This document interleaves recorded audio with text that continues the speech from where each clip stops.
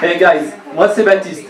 Et je décide un jour de dire non à CDI pour dire oui à l'aventure. Bon, mes parents n'étaient pas super chauds, pas très emballés.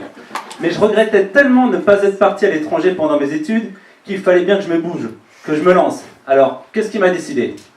Tout simplement une rencontre en covoiturage.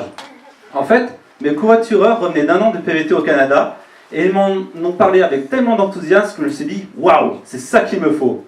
En gros, le programme Vacances-Travail, c'est un visa qui te permet à la fois de voyager et travailler pendant un an au Canada. Et forcément, j'étais chaud patate. Ça paraît, dit comme ça, plutôt simple, jusqu'à l'épreuve de sélection du PVT. Seulement 6000 places pour 50 000 rêveurs français, pire que l'auto. Et moi qui pensais que c'était dans la poche, j'offre une tournée générale à tous mes collègues. Sauf que plus tard dans la soirée, j'apprends finalement que je suis sur la liste d'attente. Bonjour l'ascenseur émotionnel. Coup de théâtre, je finis par être repêché.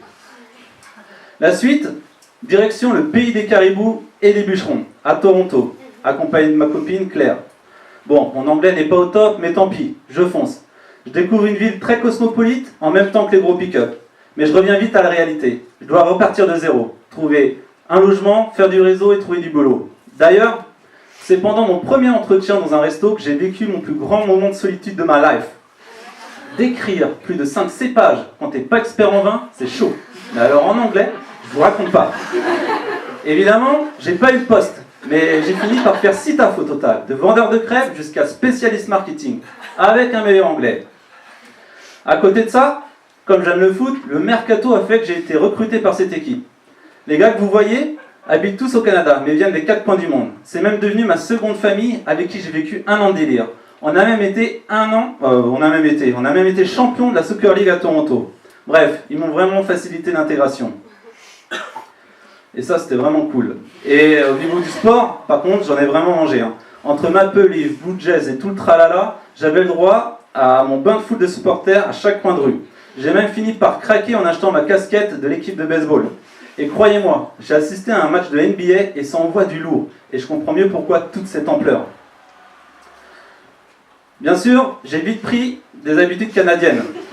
Je kiffais par exemple prendre mon café Starbucks tout le matin pour aller au boulot ou boire une bière midi et soir. Parce que la bière c'est ce qu'est l'eau chez nous, faut le savoir. Et parlons de mon style, casquette, barbe, chemise à carreaux, avec un ventre un peu plus bombé.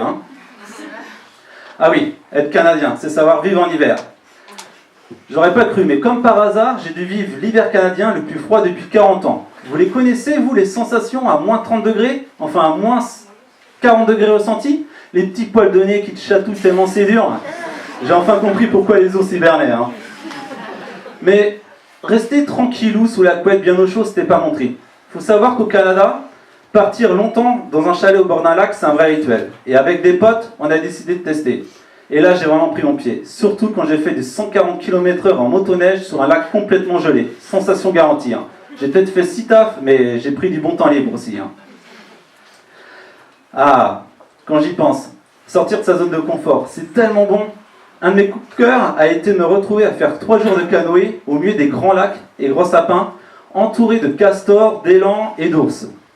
Je dormais où le soir? Tout simplement au bord d'un des lacs, à la belle étoile, à côté d'un feu, bercé par les hurlements d'une meute de loups. Et des frissons, j'en ai eu aussi. La vallée des fantômes, flippant comme nom, non? Pendant 2 jours, j'ai sillonné les monts de la vallée recouverts de 1000 couches de neige, et forcément, avec le poids de ma barbe, j'ai dû finir en rampant pour atteindre le refuge. Petit blanc, c'est super cool.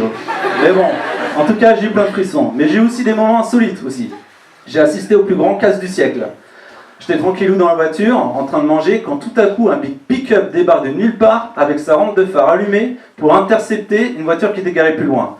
J'étais en fait entouré de champs de citrouilles. Et à 2 jours d'Halloween, les voleurs se faisaient plaisir. Et je vous passe les détails de la course-poursuite du voleur caché dans les citrouilles. Alors, je me suis baladé un peu partout dans le 2e plus grand pays du monde. Tu peux, là, clairement, tu te perds dans la nature. Et quand tu vois la taille des feuilles d'érable et des pommes d'épins, imagine le reste. Et aussi, j'ai jamais vu autant d'écureuils et de ratons laveurs. Des vrais gangs bien organisés, prêts à tout pour piquer ta bouffe jusque dans ton coffre. Ah, il faut que je vous raconte ma belle rencontre avec Winnie l'ourson. Taille adulte, Là, pendant 3 jours de trek, je m'amusais à faire des blagues à Claire, ma copine. Chut, il y a un ours. Non, je déconne. Sauf que le matin, Claire m'annonce la même chose. Et moi, je crois que c'était une blague. Sauf que non. Ma tête s'est littéralement décomposée. Et pour ceux qui connaissent The Revenant, qui ont vu, vous en doutez bien que j'avais aucune envie d'être à la place de mon pote Leonardo DiCaprio. Alors là, je flippais. Je sors mon gaz poivré, prêt à dégainer en cas d'attaque. Et là, je me recule, je m'éloigne, et du coup, je quitte son territoire. Ouf, j'ai vraiment échappé belle. Voilà, avant de m'expatrier, justement 1 an à Toronto, j'ai jamais été au-delà de 3 semaines à l'étranger. Depuis, je suis revenu en France, et c'est un vrai soulagement pour ma famille et mes potes. Mais maintenant, je prends du plaisir à vous raconter mon histoire et à conseiller des personnes qui veulent vivre la même situation, la même expérience que moi. Voilà, c'est sûr, je me suis éclaté, et pourquoi pas recommencer un jour. Mais si j'ai une chose à vous dire, c'est que dans 20 ans, vous serez plus déçus par des choses que vous n'avez pas faites que par celles que vous avez faites. Alors, larguez les amarres, mettez les voiles, sortez du port ô combien sécurisant, rêvez, explorez et découvrez. Citation de Mark Twain. Merci.